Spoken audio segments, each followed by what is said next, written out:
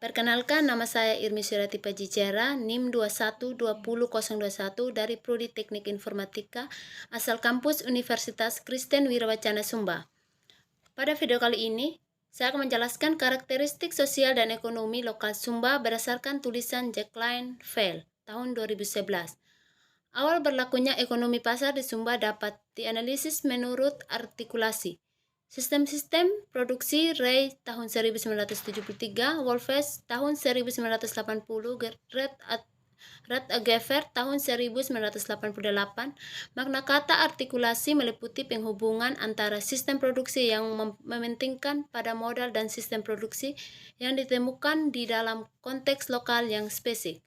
Ratzagefer tahun 1988 ayat ke-24, konsep artikulasi sistem-sistem produksi sangat berguna untuk melakukan suatu gambaran dari atas ke bawah mengenai perubahan yang berlangsung pada ekonomi lokal masyarakat Sumba. Pada proses ekonomi lokal secara bertahap menjadi bagian dari suatu sistem ekonomi yang lebih luas.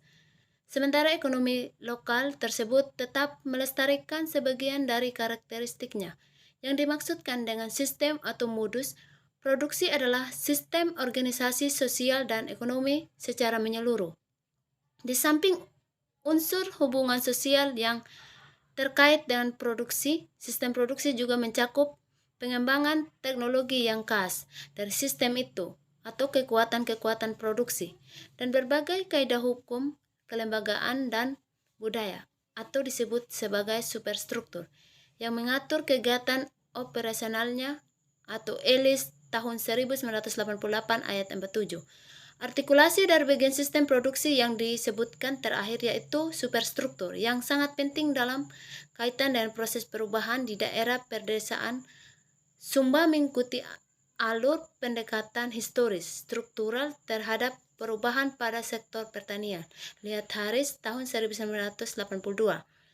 Perubahan yang terjadi dapat dianggap sebagai peralihan bertahap dari suatu sistem produksi yang kegiatan ekonomis tertuju pada keadaan subsistensi, yaitu untuk pemenuhan kebutuhan tertuju pada keadaan tersebut.